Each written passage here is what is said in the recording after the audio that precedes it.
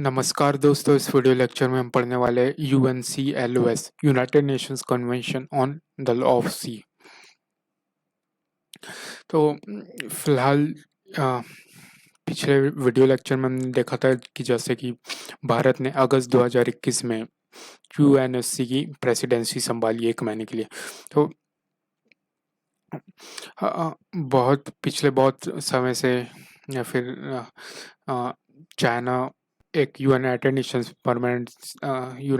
Security council का permanent member होने के कारण बहुत ज़्यादा इसके गलत फ़ायदे उठाता है। वो वीटो का यूज़ करके इंडिया या फिर एशिया के सारे नेबरिंग कंट्रीज़ अगर वो अ, जो चाइना के द्वारा की जा रही अ, गतिविधियाँ गैर कानूनी गतिविधियों के विरोध करते हैं, तो वो उसे हमेशा उसमें रुकावटें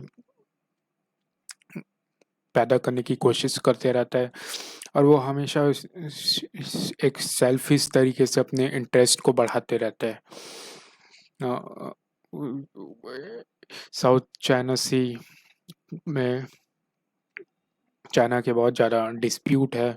फिर जो मैरीटाइम बाउंड्री जिन देशों के साथ कनेक्ट होती है चाइना की, उन सभी के साथ भी चाइना के बहुत ज़्यादा इंटरेस्ट है। फिर ये यहाँ पर इल्लीगल माइनिंग में इन्वॉल्व है, इल्लीगल आइलैंड बिल्डिंग में इन्वॉल्व है, इल्लीगल तरीके से बहुत ज़्यादा ऑयल की माइनिंग कर रहा है।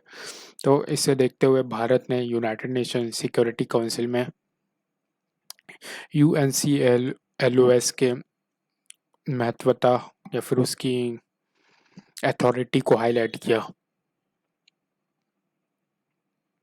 तो इस दौरान भारत ने ये कहा कि हमें यूनाइटेड नेशन सिक्योरिटी काउंसिल के फ्रेमवर्क को एक सही मायनों में इम्प्लीमेंट करने की आवश्यकता है।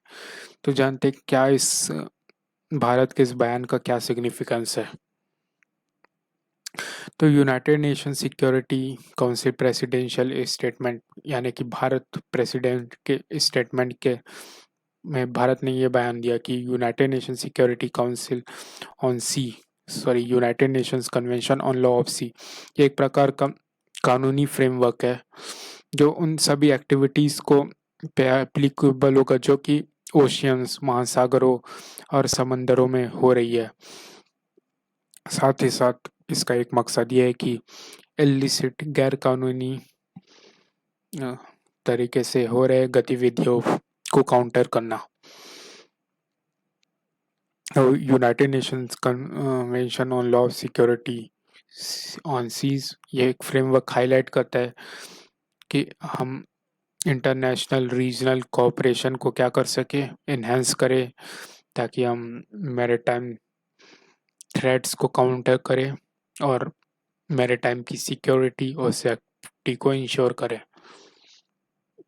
तो ये एक ऐसे प्रयास की करने के और निर्देश प्रदान करता है ताकि हम रीजनल क्षेत्रीय एवं गैर क्षेत्रीय या फिर कुछ आसपास के अन्य क्षेत्रों के ऑर्गेनाइजेशंस और इंडिविजुअल कंट्रीज के बीच तालमेल हो। तो जो डिबेट था ऑन मैरीन सिक्योरिटी ये एक पहला ऐसा डिस्कशन और डॉक्यूमेंट उभर के आया यूनाइटेड नेशन सिक्योरिटी काउंसिल में इस अगस्त 2021 में। फिर चाइना ने इसके रिप्लाई में क्या इसका रिस्पॉन्स रहा ये देखते हैं। तो जब सारे इंटरनेशनल देशों के द्वारा जो प्रेशर लगाया गया तथा United nation convention on law security की प्राइमेसी को लेके प्रेशर बनने लगा, तो तब चाइना ने जाके इस डॉक्यूमेंट को आगे मतलब इसे उन्होंने माना या फिर वो ये कहा कि हम आगे चल के इस पे कार्यरत रहेंगे। तो चाइना के बारे में हम जानते हैं कि साउथ चाइना सी में उसके बहुत ज़्यादा एग्रेसिव एक्शंस रहते हैं। फिर जो ईस्ट चाइना सी है, यहाँ पे भी चाइना हमेशा डिस्प्यूट पैदा करते रहता है। फिर ये यहाँ पर आइलैंड बना रहे, आर्टिफिशियल आइलैंड बना रहे, जिसे लेके फिर वो बाद में अपने एक्सक्लूसिव इकोनॉमिक जोन होने का दावा करते हैं। फिर ये आसपास की कंट्रीज है जैसे फिलीपींस, जापान, ताइवान, फिर नीचे थाईलैंड, इन सभी देशों के साथ इस के डिस्प्यूट्स है मैरीटाइम बाउंड्रीज को लेके। और ये इन सारे छोटे देशों के कमज़ोर होने का फ़ायदा उठा के उन्हें बुली करते रहता है। फिर साथ ही साथ ये यहाँ पर बहुत ज़्यादा इलीगल तरीके से फिशिंग करता है। तो ये सभी कारणों के कारण पूरे एशिया के, ईस्ट एशिया के रीजन में चाइना को लेके, एवं ईस्ट एशिया फिर पैसिफिक, एशिया पैसिफिक रीजन में चाइना एक तरीके से पूरे रीजन में ही अशांति पैदा कर रहा है और साथ ही साथ दूसरे देशों को भी नुकसान पहुंचा रहे हैं।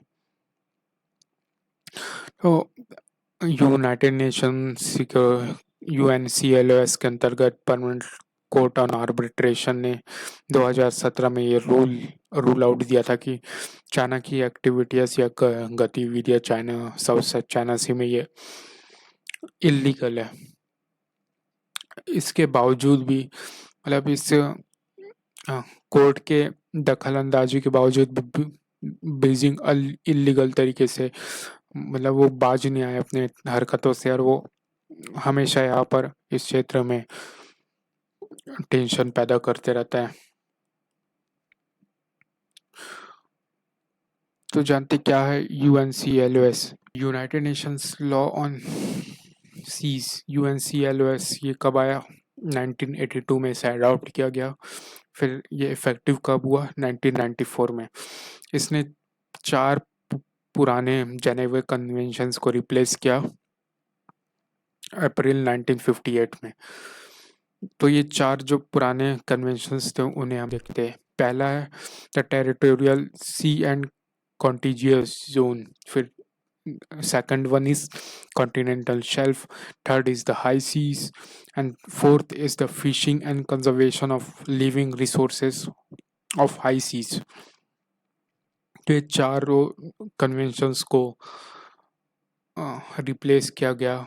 फिर जो UNCLOS जो बना वो इन चारों को इंक्लूड करता है या उन्हें मॉडिफाई करके